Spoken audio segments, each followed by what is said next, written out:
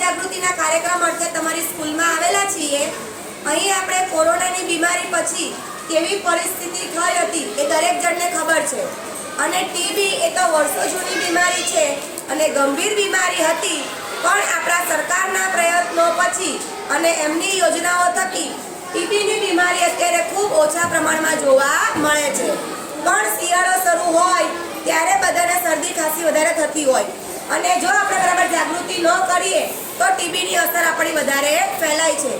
એટલા માટે તમને જો તમારા કુટુંબમાં, આસપાસ, મોહલ્લામાં તમે જેને પણ જાણતા હો એ વ્યક્તિમાં 8 થી 10 દિવસની અંદર શરદી વધારે રહેતી હોય, ગળફા નીકળતા હોય અને બીમારી મટતી ન હોય, ખાંસી થયા કરતી હોય વારે વારે, છીંકો જો આવતી હોય વારે વારે, તો દરેક વ્યક્તિએ સરકારી દવાખાના છે એમાં દવા લેવા જવું જોઈએ અને ત્યાં તમને જે ડૉક્ટર છે એ ગળફાની ચેક કરી આપે, પછી તમારો રિપોર્ટ નેગેટિવ છે કે પોઝિટિવ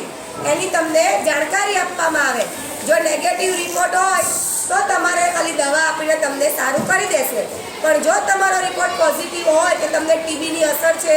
અથવા તો ટીબી છે તો તમને 3 મહિનાનો અથવા 6 મહિનાનો જે કોર્સ આપે ડૉક્ટર એ પ્રમાણે તમારે નિયમિત દવા લેવાની અને એ દવાની સાથે ડૉક્ટર તમને જે પ્રમાણેનો પોષક આહાર લેવાનું કહે એ પોષક આહાર લેવાથી ટીબી જેવી ગંભીર બીમારી અત્યારે દૂર થઈ જાય છે।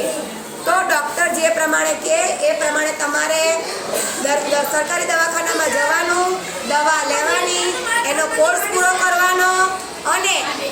એ તમે જ્યારે તમે દવાખાને જાઓ છો તો દર મહિને તમને 500 રૂપિયા મળે,